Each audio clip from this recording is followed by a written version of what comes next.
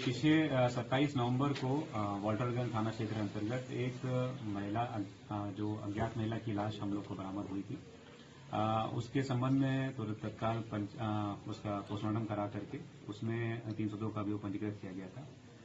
उस महिला की पहचान करना और उसके हत्या जिसने करी है उस अभियोग की पहचान करना हमारे लिए बहुत बड़ी एक समस्या बनी हुई थी। इसमें हमारे थाना वाल्टरगंज की पुलिस और हमारे सीओ सदर ने बहुत अच्छी कार्रवाई करी। जो महिला थी उसके पास में एक G55 तंबाकू की पुड़िया मिली थी। उस तंबाकू की पुड़िया के आधार पर हमारी टीम ने इतना अच्छा काम किया। उसको उन्होंने देखा कि ये G55 की पुड़िया जो है ये हमारे जनपद बस्ती के थाना पुरानी बस्ती में सोतीहट्टा क्षेत्र से ही बनती है।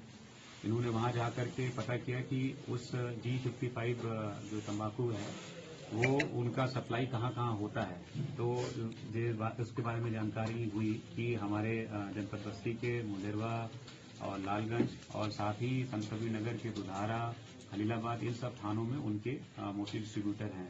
उनसे प्राप्त जानकारी के आधार पर हम लोगों ने जो उनके डिस्ट्रीब्यूटर्स थे उनसे संपर्क किया और उनसे मदद मांगते हुए जहां जहां वो फुटकर की दुकानों पर ये G55 की पुड़िया बेचते थे वहां हमने मृतका के फोटो लगाए। उस आधार पर जो मृतका की मां है उसने उन फोटो को पोस्टरों को देखा और पहचाना कि उसकी बेटी की हत्या कर दी गई है। तो उसने फिर जनपद हमारे वाल्टरगंज की पुलिस से संपर्क किया और उनको फिर फोटो वगैरह भेजी गई। तो उन्होंने पहचाना कि ये उनकी बेटी गुड़िया शर्मा है। तो 27 नवंबर को जो लाश मिली थी वो गुड़िया शर्मा की लाश थी, जिनकी शादी राकेश शर्मा के साथ में हुई थी। इनके 4 बच्चे भी हैं। 26 नवंबर को गुड़िया अपने बच्चों के साथ में थाना दुधारा में ही थी, अपने मायके में थी। वहां से उनके पति इनको लिवा ले आए और बाद में चूंकि ये इनसे बड़े आदि में रहते थे तो 26 की रात में इन्होंने हरदिया के पास में शराब की दुकान पे शराब पी और फिर अपनी वाइफ को अपनी बाइक पर बैठा के सुनसान इलाके में लेके गए जो वाल्टरगंज के पास में जहां पर बॉडी मिली थी।